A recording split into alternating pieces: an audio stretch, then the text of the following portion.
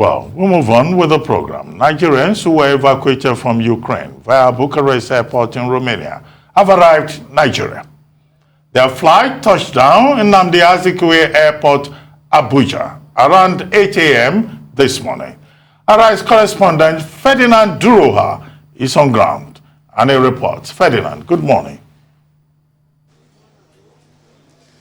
Hello, good morning, Doctor. Yes, so what's the situation? Live report of the first batch of Nigerians to return from Romania.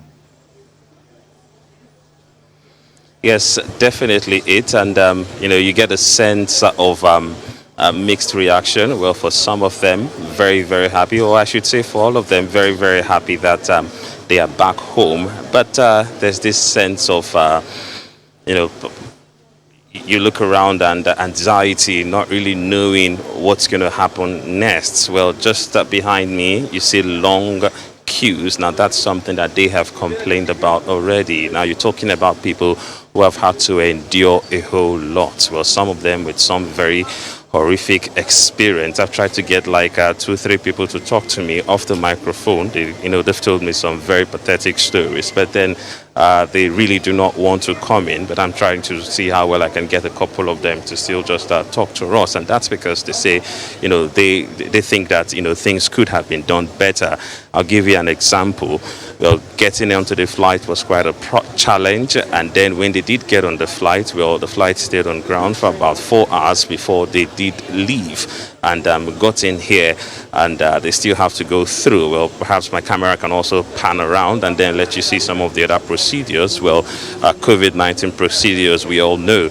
Unfortunately, well, we have also spoken with some of the officials who have also told us that it's a pity, they understand the situation, but then they are also being very, very careful. You just can't get everybody on the plane and the plane taxi and leave immediately. There are some official things that had to be done in Bucharest, and some of them did not really depend on the Nigerian team. In other words, well, they had to suffer some inconveniences also, but thank God that they are around. There are some family members who are outside waiting for their family members to walk through that door, and of course I'm very sure that they will be receiving a big embrace, taking a look at what these persons have passed through.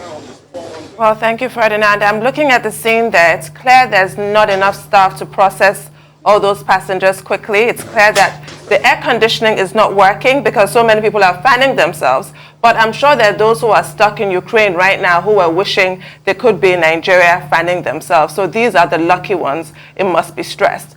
Do they feel that way? Do they actually feel fortunate that the government has stepped up and rescued them from that disaster?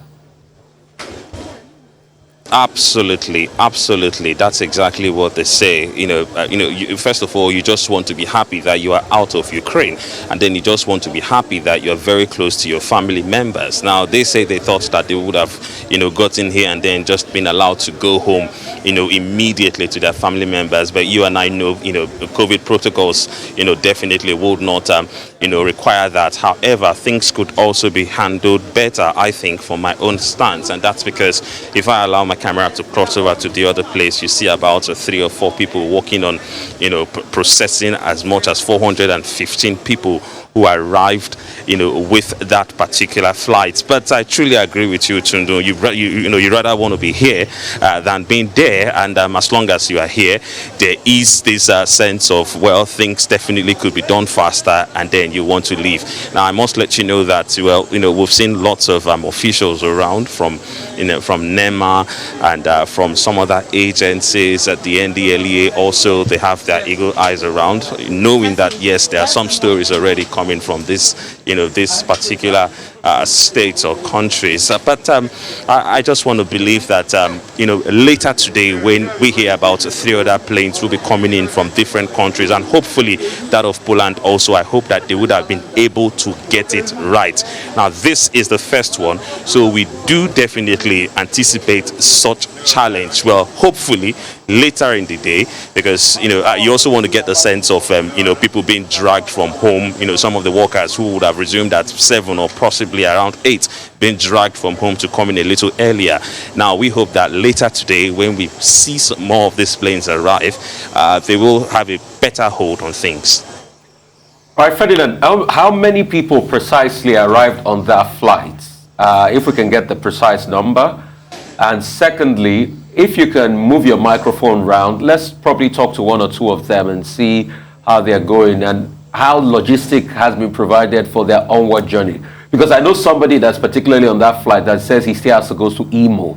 He doesn't have a place to live in Abuja, so his final destination will be Imo State.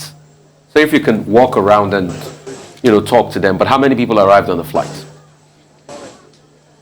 Yes, Rufai, we definitely will be doing that, but we do need some clearance. The authorities that we've spoken to have asked that we hold on. If you take a look around, well, there's this COVID protocols going on, COVID testing and others going on, and now that's the reason why we've not been able to get very close.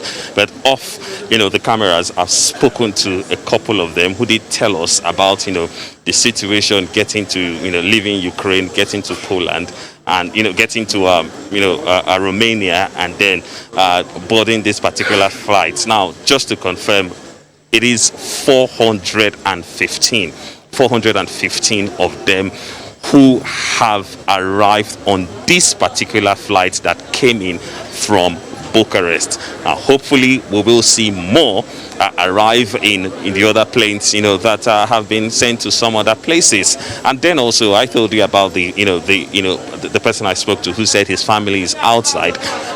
We saw some of the family members. Well, when we're through from here, we definitely will go there, and we hope that we know that we are very sure that they will be able to talk to us without much resistance. However, we will try and get some of these people on camera, but for now, because of issues concerning COVID protocols, and then the fact that some of them are being processed, and then the fact that, well, they just want to, there's something like a struggle behind me. You want to be sure that you are done with everything, so that registration, so that you can indeed leave. So we'll just continue to try our best.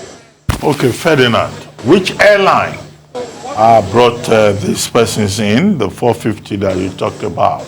Is it Air Peace or it's Air Max? And then secondly, you talked about problems that they claim that they faced. Oh, this is Air Max, right? Hello, Ferdinand? Yes, it's Air Max, and the camera is trying to get a good view of of the plane. Just behind us, you can also see them trying to handle luggage and some other personal belongings of the people who did touch down. So this particular ones came in from Bucharest, and they came in via the Air Max. Okay, Air Max, that's established. Now the second point I would like to ask you was, you refer to problems that the persons who have been brought back said they faced. Can you take us through some of those problems that they said they experienced, either at the point of embarkation or that they are experiencing now on arrival in Nigeria?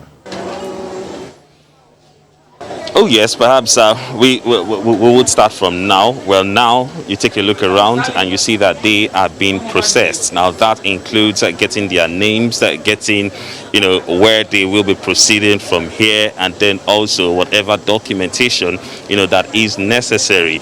But before then, well, I spoke. Before then, one of them told me that they had to wait on the aircraft for 4 hours. 4 hours. The aircraft touched down, at Bucharest quite early yesterday, but unfortunately, they had to wait for the embassy officials to bring the documentation that they had gathered, and then they waited. Even after all that had been done, they boarded the aircraft and then waited for 4 hours. Now that's indeed very, very difficult. Well, you wait for 4 hours, the plane left at about past 2 a.m. and then you touch down, and 1 hour later you are still here, or perhaps beyond 1 hour later, almost 2 hours later, you are still at the airport trying to do this that they are doing now. Well, I do not have to wait for anybody to tell me that it is indeed very, very stressful, and especially for people who have passed through whatever they passed. Some of them being in bunkers for a couple of days. Some of them had to, go through checkpoints and rigors, and then also endure issues like racism that, they did complain about. So I definitely want to believe that it hasn't really been easy, but we just hope that perhaps after this badge, with the experience of handling this badge, by the time some of the other planes touch down later today, still at the Nnamdi Azikiwe Airport, the authorities will be able to handle things better from our own perspective. And then, well, let's hope that with a better diplomacy, we will have the others, that happens out of our shores sorted out. All right, thank you so much, Ferdinand. Definitely, this is a developing story, so we'll still come back to you sometime in the day. Thank you.